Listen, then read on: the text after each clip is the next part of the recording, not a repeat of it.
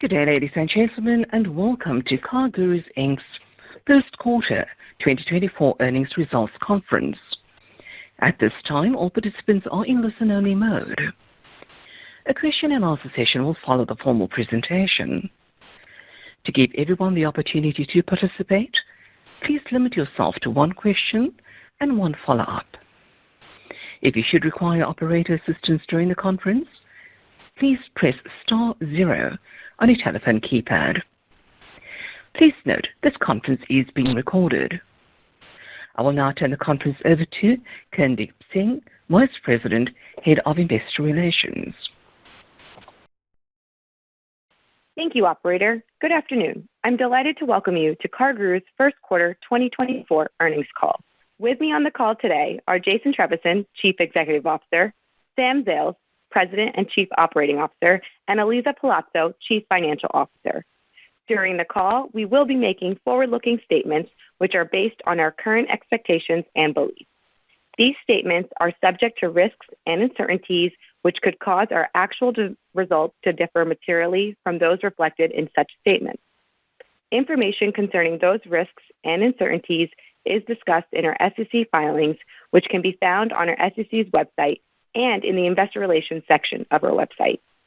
We undertake no obligation to update or revise forward-looking statements except as required by law. Further, during the course of our call today, we will refer to certain non-GAAP financial measures. A reconciliation of GAAP to comparable non-GAAP measures is included in our press release issued today, as well as in our updated investor presentation, which can be found on the Investor Relations section of our website. We believe that these non-GAAP financial measures provide useful information about our operating results, enhance the overall understanding of past financial performance and future prospects, and allow for greater transparency as it relates to metrics used by our management in its financial and operational decision-making. With that, I'll now turn over the call to Jason. Thank you, Kirndeep, and thanks to all of you for joining us today. Each year, I share a theme that serves as our North Star. For 2024, our guiding principle is intelligent acceleration as we leverage our industry-leading marketplace business, end-to-end transaction-enabled platform, and integrated retail and wholesale data ecosystem with the aim of continuing to grow our business even more profitably. We'll begin the discussion today with a high-level review of our quarterly results, then highlight the progress against our drivers of value creation, and take you through our exciting journey to innovate and transform the way dealers and consumers predict, source, market, and sell used and new vehicles. Before we dive into the quarter, I want to take a moment to recognize Ismail El-Sharif, our new Chief Product Officer. As we continue to innovate new products and services to bolster our platform, Ish's extensive experience with subscription and transaction models and his rich appreciation of both enterprise and consumer needs will be invaluable in strengthening our partnership with dealers and deepening our connection with consumers. Turning to our results, I'm pleased to share that we ended the first quarter at the high end of our forecasted revenue and above our adjusted EBITDA guidance range. In the first quarter, non-GAAP consolidated adjusted EBITDA grew 24% year-over-year, achieving the highest first quarter EBITDA margin in the last 3 years, driven by continued growth in our subscription base. In our marketplace business, revenue growth accelerated again in the first quarter to 12% year-over-year, and our quarterly net new bookings grew 28% year-over-year. We're also particularly pleased with the performance of our international business, which profitably grew revenue 24% year-over-year in the first quarter. Our strong marketplace results were driven by our ongoing focus on optimizing QARSD through the levers we've discussed in recent quarters. We are continuously enhancing the value of our listings tiers and are engaging with dealers more frequently to ensure they understand the full breadth of our platform's capabilities and are in the tier that best fits their strategy. At the same time, our consumer connections continue to drive greater ROI, so we are working to ensure pricing is commensurate with the value we provide. During both renewals of existing customers and new business conversations, we remain dedicated to cultivating enduring relationships with our dealers, supported by a growing set of data, insights, and tools integrated into their workflow to help them grow their businesses faster and manage operations more effectively. More broadly, our impressive results reflect our ongoing efforts to advance against 4 drivers of value creation that represent our current business priorities. 1, provide more value to dealers. 2, improve the consumer experience. 3, enable digital transactions. And finally, 4, rebuild and integrate digital wholesale. Providing more value to dealers. As I just mentioned, our primary focus is providing more value to our dealer partners using our data, platform, tools, and audience to support their businesses and become increasingly integrated into their decision-making processes and transaction flow. As we continue to innovate our products and leverage exceptional data insights with the aim of enhancing dealers' operating results and ROI from our platform, the quantity and quality of our leads remain pivotal factors. In the first quarter, we delivered double-digit growth in leads, driven by an increase in unique visitors and sessions. In the first quarter, we had 25% more unique visitors and 57% more minutes per visit than our next closest marketplace competitor, underscoring our audience leadership. The robustness of our traffic metrics is fueled by sustained growth in organic and owned channels, including direct traffic and app usage, which continue to grow year over year, reflecting our investments in brand and user experience. We continue to enhance the value of our various listings tiers, and as part of that effort, we continue to offer an increasing amount of dealer data insights, or DDI, to our dealers, supporting their day-to-day decision-making process. DDI leverages our end-to-end retail and wholesale data ecosystem and offers dealer-specific recommendations and insights to our dealers, which we believe helps them sell cars faster and at higher margins, and will entrench us more deeply in their daily workflow. For example, in under 2 quarters, we have had several thousand dealers enroll in Next Best Deal Rating to inform their retail pricing decisions. Approximately 30% of enrolled dealers receive their reports daily, with the remaining 70% of dealers receiving them weekly. In the first quarter, our dealers made over 300,000 price changes driven by Next Best Deal Rating to sell cars faster and improve their dealership performance. Additionally, as we continue to prioritize predictive analytics to support dealers' day-to-day decision-making, we are currently piloting our inventory acquisition recommendations tool, which is designed to inform dealers about what vehicles they should acquire to meet the demand of consumers in their markets. This tool leverages both dealer inventory data and CarGurus website activity to improve the accuracy of turn time predictions and will be accessible exclusively to subscribers of our premium listing tiers starting in Q2. In pursuit of long-term partnerships with dealers, we've refined our account management approach to increase communication frequency, foster thought partnership, and leverage local expertise to enhance customer value. These conversations allow us to convey the value and ROI we provide, and over time will allow us to capture greater dealer wallet share and maintain a long runway for QARSD growth. Our renewed emphasis on lifecycle activities is already yielding remarkable results. In the first quarter, the number of dealers increased, and 31% of new contracts sold were annual contracts, more than twice as many as the prior year period. Better consumer experience. Along with providing increasing value to dealers, we strive to create a better consumer experience as we focus on simplifying the complexity of car shopping, whether that is financing, buying, or selling. As consumers increasingly look to complete more of the vehicle buying and selling journey online, we are providing them with the convenience and confidence they seek on our platform and are investing in a more seamless integration of the full range of transaction capabilities. We remain focused on enhancing the consumer experience across multiple platforms and have been investing in our market-leading mobile app to make it an invaluable tool for consumers at any stage of their car buying or selling journey. Our app continued to be the #1 automotive app in terms of downloads across iOS and Android, and one of our fastest-growing channels. Our app generated more than a quarter of total leads, and app users averaged more than 3 sessions per week with strong engagement and loyalty. Approximately 70% of app users ultimately registered with us, allowing us to offer increasingly customized user experiences with recommendations tailored to their preferences and needs. We continue to offer our consumers the largest selection of used and new cars. In the first quarter, we grew our available listings by 30% year over year, and we ended the quarter with approximately 20% more available inventory than our next closest automotive competitor.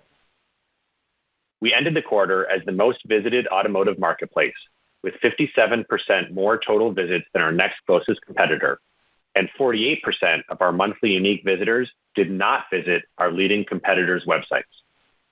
Our Net Promoter Score remained extremely high, with 90% of buyers stating that they would recommend CarGurus to a friend. Transaction enablement.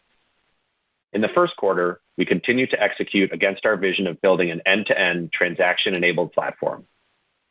During the quarter, we continued to experience tremendous adoption of Digital Deal, growing to 6,102 dealers as of the end of the first quarter, nearly tripling from the prior year.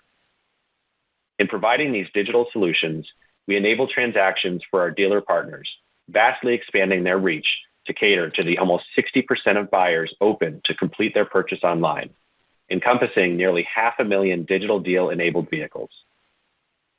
Digital Deal leads accounted for approximately 1/4 of a dealer's email leads, and we have seen reservation deposits increase by 185% year over year. This is a remarkable achievement, as a growing number of consumers trust us with their credit card data, and we are delivering highly qualified leads to our dealers with higher close rates. A key component to creating our end-to-end transaction-enabled marketplace is the ability for consumers to not only shop for a vehicle on our site, but to also trade in their existing vehicle. In 2023, we began piloting Top Dealer Offers, a high-margin subscription service that facilitates matching a prospective car seller with the most suitable dealership. Our pilot has been well received by both consumers and dealers, and we recently expanded this offering to major metropolitan areas, prioritizing our commercially savvy dealerships with the desire to aggressively acquire inventory. Dealers in our early access program have found exceptional value in Top Dealer Offer leads, as we consider a number of factors such as price, dealership reputation, distance, and available trade-in inventory to ensure optimal matches. We're the only marketplace player that offers both white glove, sell-from-home experience with Instant Max Cash Offer and drop-off at dealer location services via our Top Dealer Offers subscription. In the quarter, we also continued to pilot CG Buy Online, further validating the product market fit of our digitally native retail platform. By the end of March, approximately 1,000 vehicles were enabled on this platform, with coverage across 10 states. We use the CarOffer platform to provide consumers with an estimated trade-in value during the CG Buy Online transaction journey, and these trade-ins can either be purchased by a CG Buy Online partner dealer or sold through the CarOffer platform. Rebuild and integrate digital wholesale. I'll wrap up by sharing our progress on rebuilding and integrating digital wholesale. As I mentioned earlier, we're excited to bring wholesale and retail insights together to assist our dealers in buying and selling inventory based on real-time retail pricing and market data. Since assuming control of CarOffer in December, we've been in the process of rebuilding our wholesale business and hiring new talent with the aim of creating a more efficient and scalable wholesale platform, and we are confident in the operational progress made so far. As we invigorate our go-to-market strategy to foster deeper, enduring partnerships with our dealer network, we have restructured CarOffer's sales organization and redefined its incentive structure.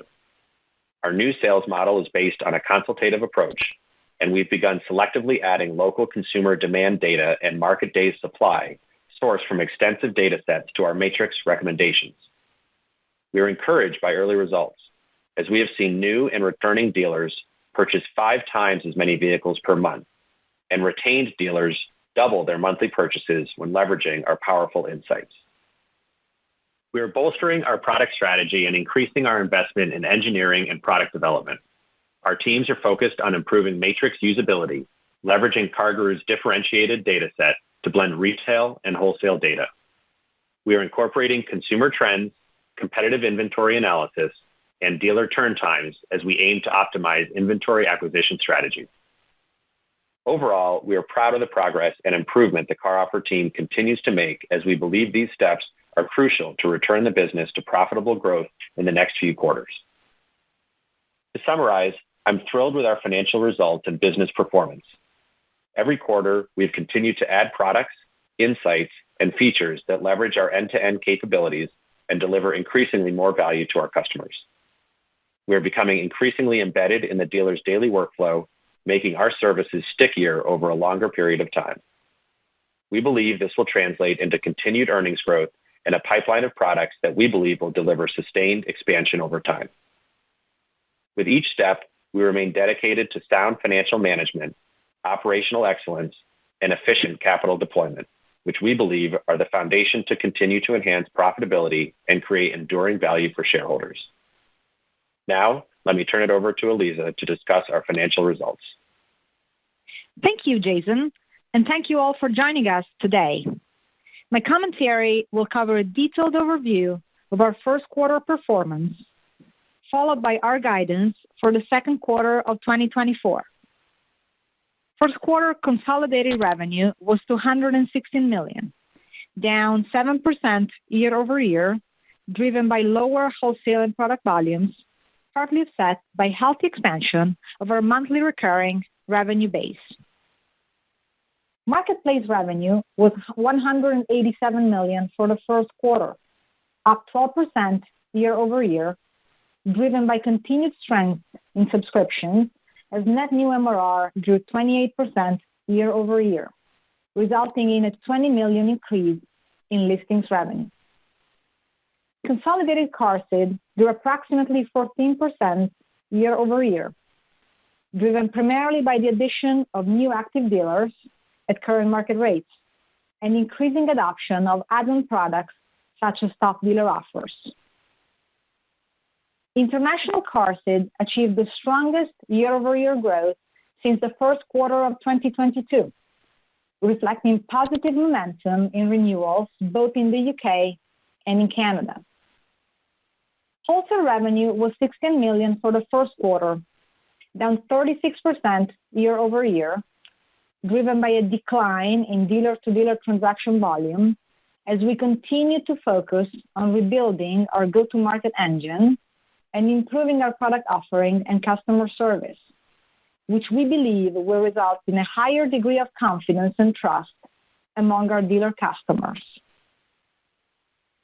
Lastly, product revenue was $12 million for the first quarter, down 69% year-over-year, reflecting Instant Max Cash Offer decline as a growing number of consumer and dealers continue to opt in for our highly profitable subscription-based consumer vehicle sourcing product, Top Dealer Offers.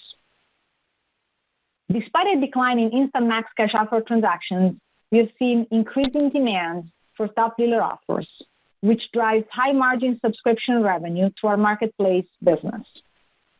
The combined impact of these two offerings is accretive at the consolidated gross profit level.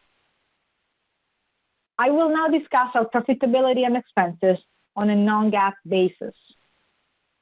First quarter non-GAAP consolidated gross profit was $176 million, up 10% year-over-year.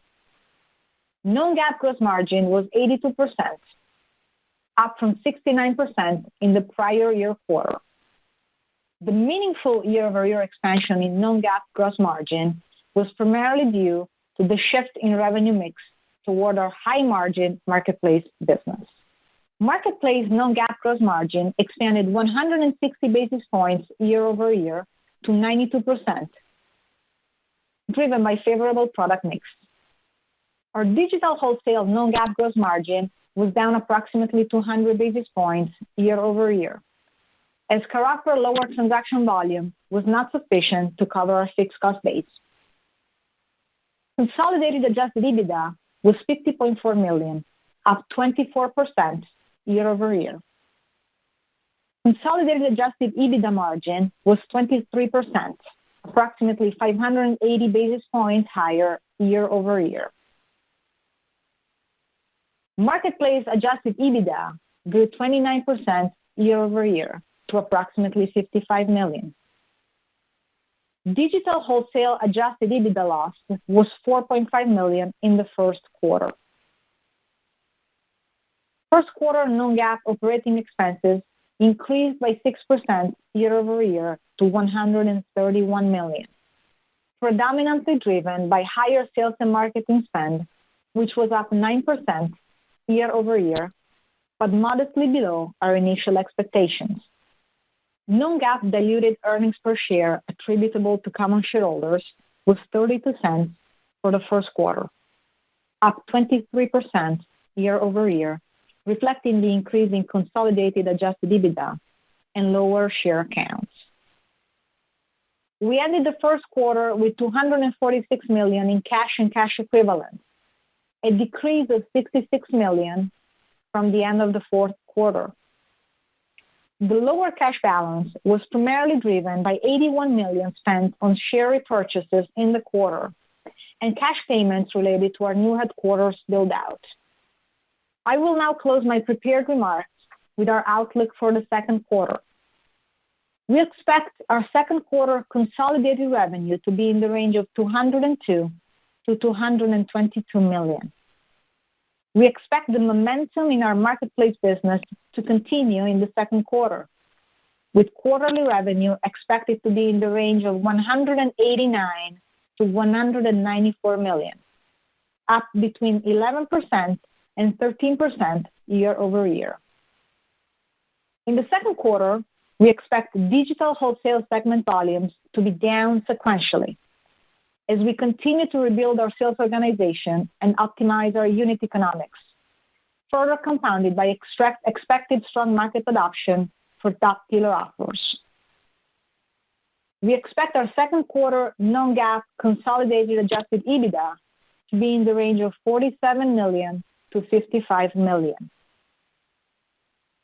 Given our OpEx outperformance in the first quarter, we now expect non-GAAP operating expenses as a percentage of revenue to remain flat in the second quarter and to decline progressively in the second half of the year. Finally, we expect non-GAAP earnings per share to be in the range of 29 cents to 34 cents, and fully diluted outstanding shares to be approximately 105.5 million. With that, I would like to open the call for Q&A. Thank you, ma'am. Ladies and gentlemen, we will now be conducting the question and answer session. If you would like to ask a question, please press star 1 on your telephone keypad. A confirmation tone will indicate that your line is in the question queue. You may press star 2 to leave the question queue. For participants making use of speaker equipment, it may be necessary to pick up your handset before pressing the star keys. To give everyone the opportunity to participate, please limit yourself to one question and one follow-up. If time allows, you're welcome to rejoin the question queue for further questions. Our first question comes from Marvin Fong of BTIG. Please go ahead. Good evening. Thanks for taking my questions. 2 questions, if I may. So, was interested in your disclosure. The net new bookings was up 28%. Correct me if I'm wrong, but I don't believe you've ever given us a specific percentage number on this. I'm just curious, how should we view this as a leading indicator of revenue growth? What's sort of the correlation and the phase in of those bookings into revenue? And then my second question, just on Top Dealer, understand the excitement around that product. How much of a driver of QARSD improvement was that in this last quarter? Was it material at all, considering how early stage the product is? Maybe you could just kind of help us understand the dynamics there. Thank you.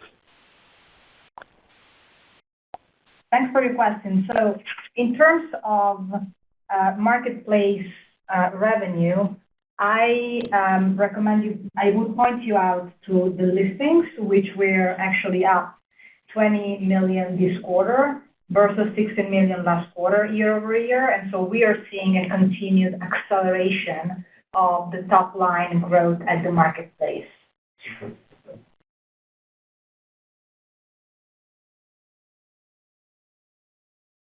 And it's reflected in this, Jason. Hey, Marvin. And it's reflected in the guidance to give you a sense for flow through.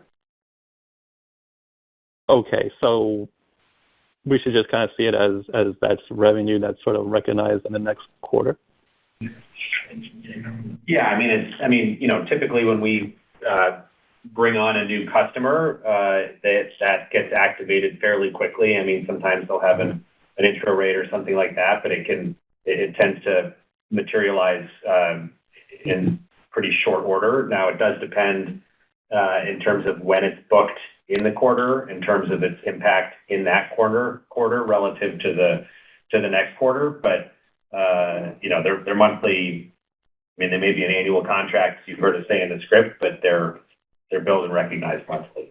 So the flow through is, the best way for you to get a sense for that outside of those sort of intra-month comments and intro rate is through the guidance. In terms of top dealer offer impact on CarSID, there are a number of drivers of CarSID, as you've heard us say. The primary ones are us bringing new customers on at more commensurate market rates.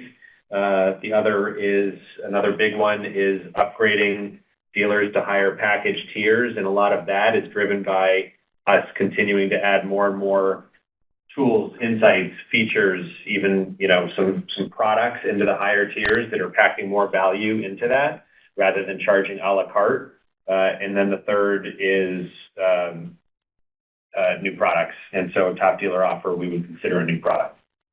Mm-hmm. Okay, understood. Thanks a lot. Appreciate it. Yeah. The next question comes from Jed Kelly of Oppenheimer and Company. Please go ahead. Hey, great. Thanks for taking my question. Just looking at your the margins in the marketplace, looks like they were pretty strong. Can you kind of tell us, is that the right basis to look at? And then can you kind of give us a sense on, granted you gave us a 2Q guidance, but can you give us a sense on how you're sort of thinking about the marketing cadence going for the balance of the year? Thank you. Yeah, so the marketplace business continues to experience strong growth at the top line and also to demonstrate operating leverage, and you should expect that also going forward. In terms of the marketing cadence, so I'll remind you what we said about OpEx. As percentage of revenue, we expect it to be flat in the second quarter and then to decline sequentially in the second half of the year. In terms of marketing spend cadence, what we anticipate is Q1 to be the largest quarter as we front-loaded our branding expense related to our new advertising campaign, Your Car, Your Way, and then Q4 to be the smallest quarter in terms of marketing spend as we typically dial down our media spend around the holiday season. Thank you.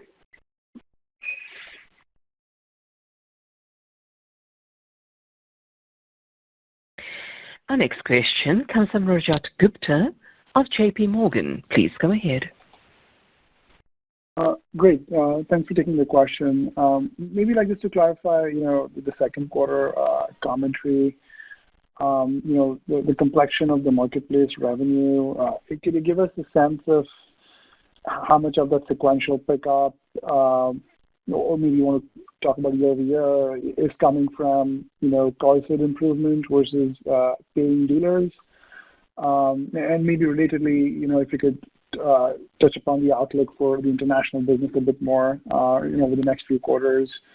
Any initiatives in the pipeline that could potentially catalyze the segment further? Clearly strong uptick here in the CarSID, and also dealer count there. So we're curious what's going on there, and any forward commentary would be helpful. Thanks. So in terms of CarSID, it was up 14% year over year and was primarily driven by dealers migrating to higher subscription tiers as well as new dealers joining at market rate. And the number of dealers was also, yeah. And the number of dealers second quarter, yeah. Sorry, the number of dealers was also up sequentially from the fourth quarter as we registered the highest number of new dealers joining our platform since the first quarter of 2021. And also, we had 30% of the contracts for new dealers being longer than 1 year, which suggests that over time, our retention will go up. And the second quarter, guidance, on marketplace, does that assume, continued improvement on both the car side and the dealer count, or is like one dominating the other? As you think about, the remainder of the year. Yeah, we don't guide on these two specific drivers. However, what I can tell you is that our guidance implies to add year over year more revenue, both at the low end and the high end, to add more revenue than we did in the last 2 quarters. So we are seeing continued momentum in the marketplace business. Got it. And just on the international side, any updated thoughts there? On any new initiatives down the pipeline to catalyze that segment further? I'm happy to take it, Rajat. Thank you for noticing. Our business is cranking in the marketplace across the globe. So I'm really proud to say that it's not just one market that's doing it. You know that we got to profitability in those markets, and we're really excited about where they're going. We're fueling fast growth there. I think we described the 24% growth in the international markets. So we're really excited about where those are going. It opens up huge opportunities for us. We're catching the market leaders. It leaves us opportunities to launch some new products that we've launched here in the U.S., and that means more CarSid growth and more ability to add dealers as we have in the international markets, but it also opens up partnerships to look at other ways to continue to add on new product capability beyond what we build organically, and we'll probably follow the path we're doing here with, you've seen the addition of new products that have helped consumers move further down the transaction cycle. And so both of those give us huge opportunity to continue catching the big market leaders there. And I think we're really astounded by the growth and profitability in those businesses and are excited to keep that going. Great. No, thanks for the color. I'll get back in queue.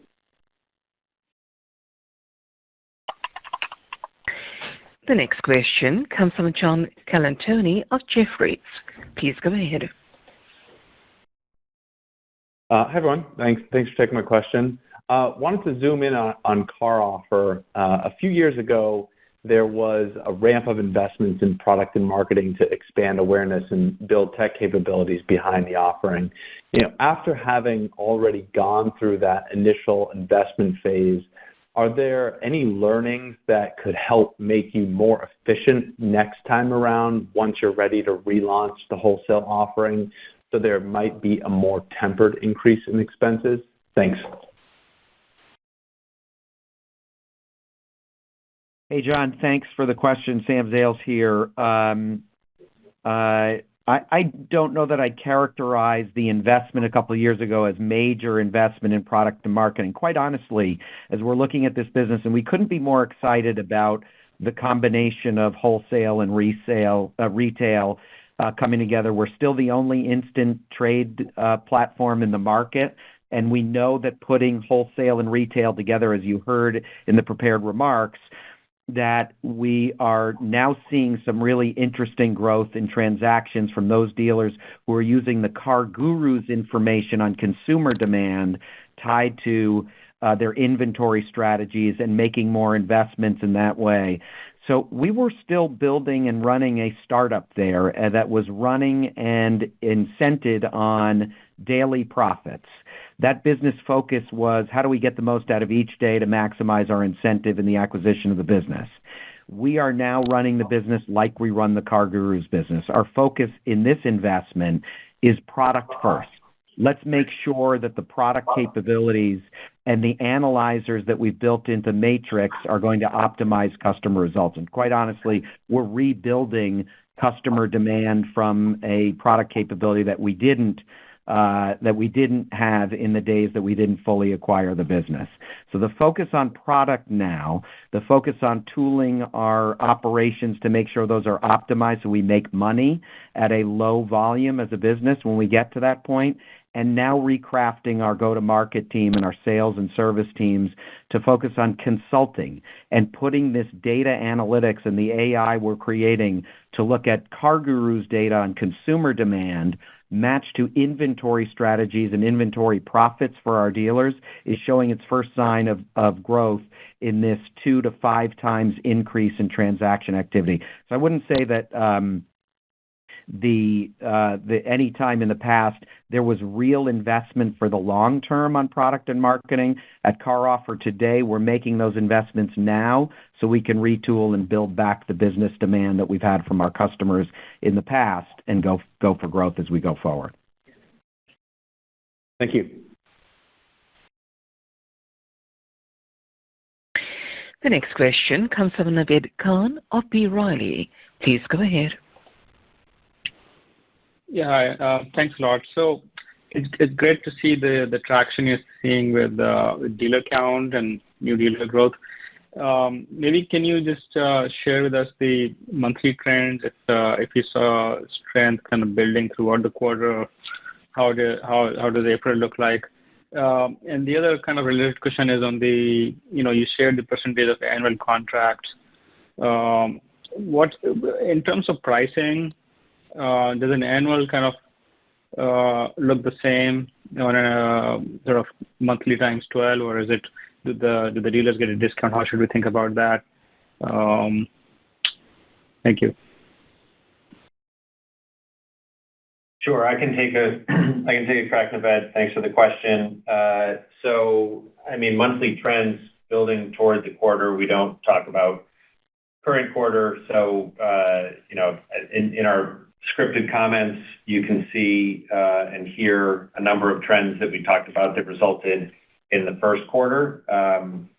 In terms of contracts, I mean, there's a number of, if I understood the extent of that question, so correct me if I'm wrong or clarify. An annual contract, I think, is helpful in a number of ways. I think it sets a different expectation for customers and their relationship with us.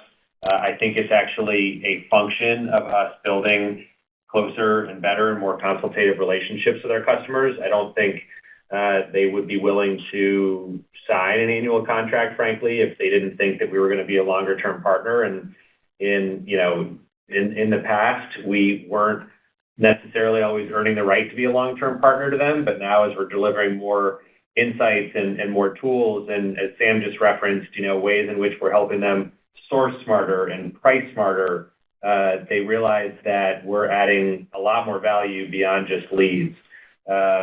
We haven't ever commented on pricing implications for annual contracts versus monthly, but I think you can think of them as very, very similar, although a lot of software companies for longer-term contracts may initiate a slight discount, but it's not anything big. I mean, they think of our pricing in a very similar way, whether it's signing a monthly or an annual. Great. Thank you. The next question comes from Tom White of D.A. Davidson. Please go ahead. Great. Thanks for taking my question. Jason, your comments about the DDIs and also kind of the more consultative approach you're taking with CarOffer, I don't know, it seems to me like you guys are, maybe you have been talking about this, but it seems like you're increasing your focus on leveraging all of your data in more creative ways and kind of circling it back to your customers. But can you just talk a little bit about the high-level kind of monetization opportunity of that strategy? And then I got a follow-up. Sure. Hey, Tom. So you're right that we're talking about it more. because we are delivering more. I would think of it on maybe a couple different dimensions. The first dimension is how we're using our insights to just help them sell cars better, smarter, faster with higher margin in our listings business. And so you've heard us talk about over time, as we have had a pretty steady introduction of these, we're giving our dealer customers information on their market share of leads in the market relative to their market share of units of inventory. We're giving them information on how quickly they are dropping prices and the magnitude of their price drops. We're giving them information on what are demand trends in the market relative to supply data. More recently, we've talked about next best deal rating, which helps them reduce how much they drop the price of a car to maintain margin, but generate a lot more interest on the car by increasing the rating of that car and getting more activity on our site. You heard us talk about an inventory acquisition recommendation tool that uses, again, supply and demand data and to inform cars they should be stocking on their lots. And so as we are really starting to take and the next level is with CarOffer, and I'll get to that in a second. We're really starting to reorient our thinking as we've been building a lot of these capabilities, products, insights, and taking more of a customer lens through our dealers to say, we can tie all of the steps that you need to do as a dealer together through our data. So you need to source inventory and predict how that inventory is going to do. You need to price it. You need to market it in a number of different ways. You need to merchandise it in a number of different ways. You need to ultimately sell it. You need to retain your customer. And so when we take the dealer lens and realize all the data we have, we can help in most of those steps. When you then layer in CarOffer, that gives us access to the whole sort of back end, if you will, of that value chain into the wholesale market to do things that really just honestly help them predict more. It's what kind of car should I acquire based on how I predict that car will sell in 4 weeks when I have it ready for sale. And that becomes a really virtuous cycle. So we think our data is more end-to-end than others in the market. We have the chops and are investing the resources to turn that data into insights. The way we're bringing that to market today, we have done some a la carte pricing in the past. One example is Lead AI, where that's another great example. Actually, we're giving dealers more information on the shoppers that are coming to their dealerships to have a better ability to close those sales. But really right now we found that in order to gain adoption of them, it's better for us to bundle them into packages and tiers of listings products. And when we do that, we get a couple benefits. One, they're upselling into higher tiers because some of these we only offer to higher tiers. And two, they are stickier customers, and we're seeing better retention because they're more reliant on our data. And the next best deal rating example is a great one. In a very short period of time, we have many thousands of dealers using it, and 30% of them are getting that information daily.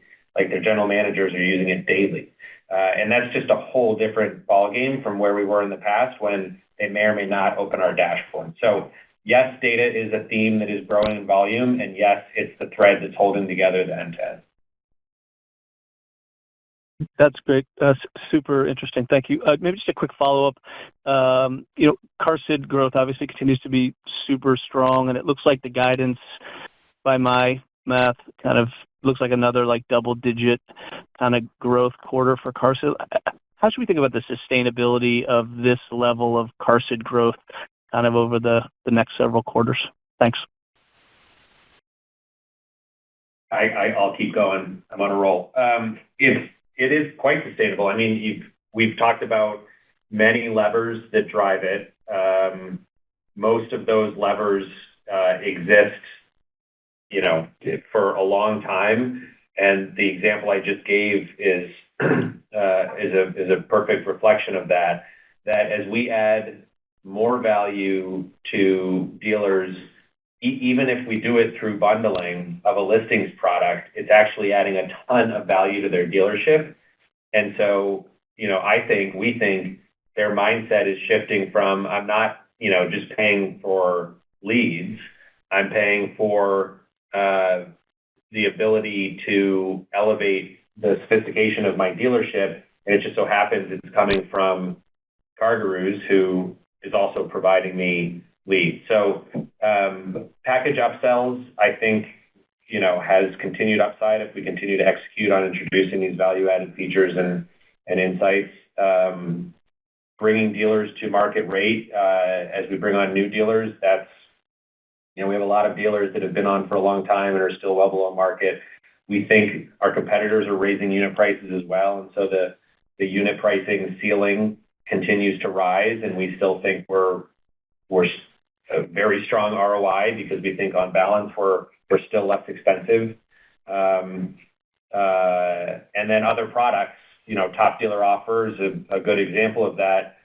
We have a lot of new ideas, and you heard me introduce Ish very briefly in the script rather, and he's bringing just a really terrific lens through the dealer, customer-centric lens, and so between what he's bringing and the more unified activity with the CarOffer, we think there's new opportunities for new products that didn't exist before. Got it. Thanks so much, Jason.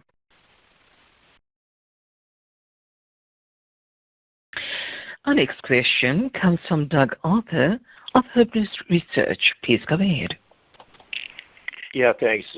Elisa, on the operating expenses, it seemed GAAP or non-GAAP, sales and marketing was elevated, product development was down, G&A was elevated. Is there anything to read into a trend there, or is that more just on the sales and marketing side opportunistic?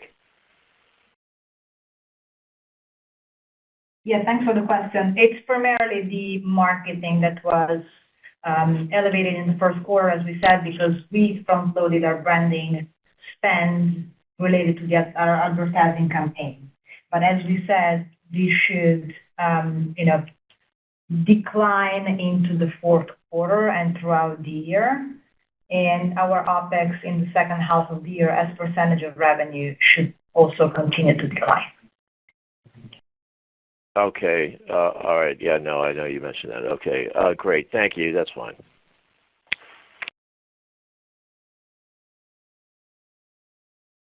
The next question comes from Ron Josey of Citigroup. Please go ahead. Hi, this is James Michael on for Ron. Can you help us unpack the 30% inventory lift you saw in the quarter? What trends are you seeing in the new and used autos macro, and what controllables are you executing against here to expand inventory? And then any more color on the potential you see from the new inventory acquisition recommendations tool would be helpful as well, and if you think this is a driver of Carson. Sure, I can.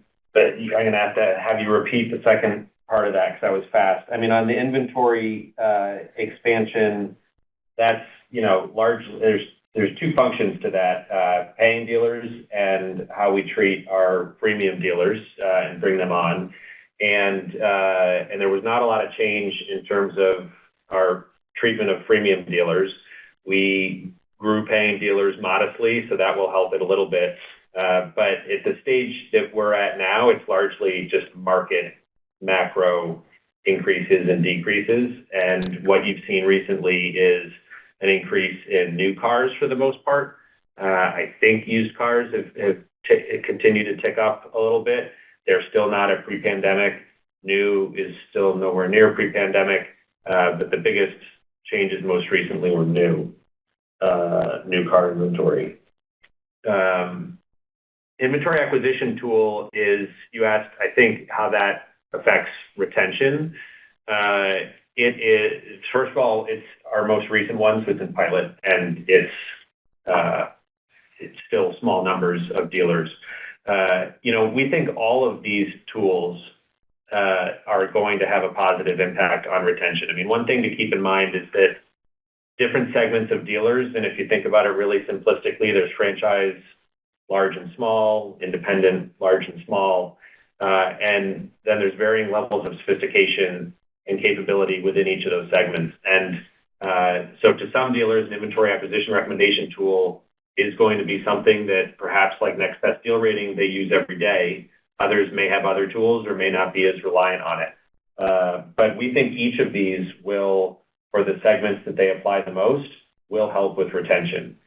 To be honest, that's hard to isolate that as a test and measure how much of an improvement it will have, any one tool will have on retention. But our philosophy, and I think what you will see from us, is we're going to continue to introduce a lot of these insights. We're kind of just getting started, especially as we bring CarOffer together with us, that we think in aggregate will have a very positive impact. I did not catch the last part of your question. Yeah, I think you addressed the question on the inventory acquisition recommendations tools. That's helpful. My second question is just around the app. Obviously, some success in kind of downloads, engagement, the 25% lead contribution. Can you talk about the investments you're making in either marketing or the core app infrastructure to drive some of those gains? A lot of that's in product and tech. It's not, there's a little bit more marketing that is geared toward app, but a lot of it is that we're improving it from a product perspective. In hindsight, we were probably a little bit behind the curve from an industry perspective in terms of investing in our app because we were being so successful in mobile web.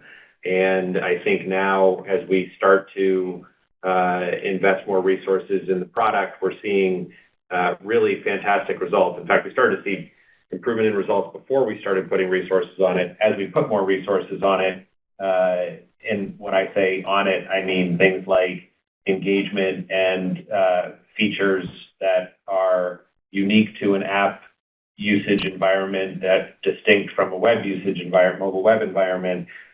We're just seeing tremendous uptake. We're seeing in engagement and growth in the app.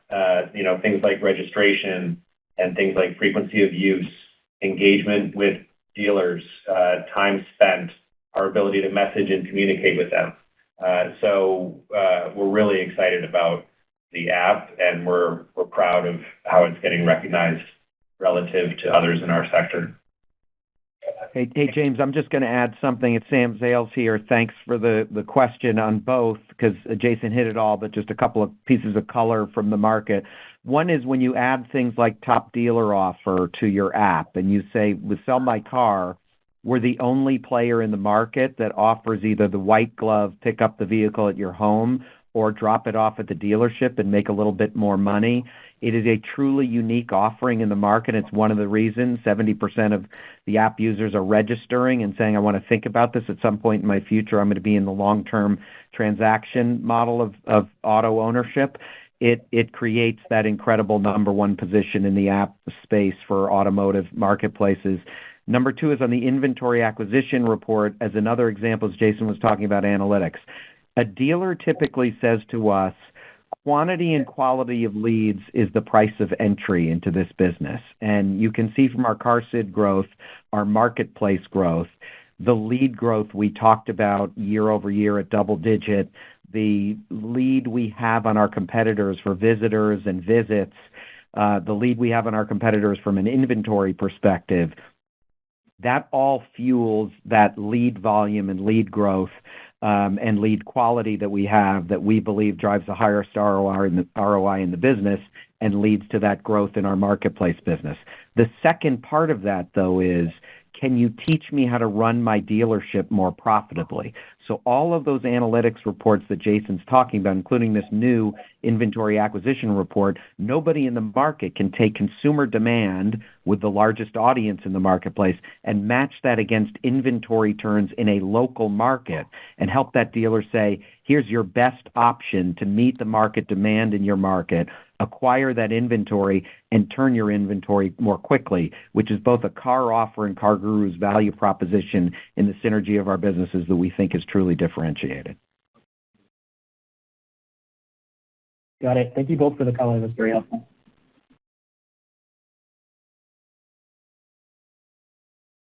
Thank you.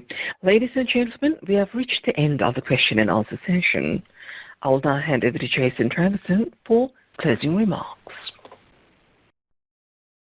Thank you very much. I just wanted to give a special thanks, as we always do, to all of our employees. We're extremely proud of all the innovation and growth that we're experiencing as a company. I'd also like to thank everyone today who joined for your interest and support of us. We look forward to seeing many of you at upcoming conferences. Have a good evening. Thank you. Ladies and gentlemen, that concludes today's event. Thank you for attending, and you may now disconnect your line.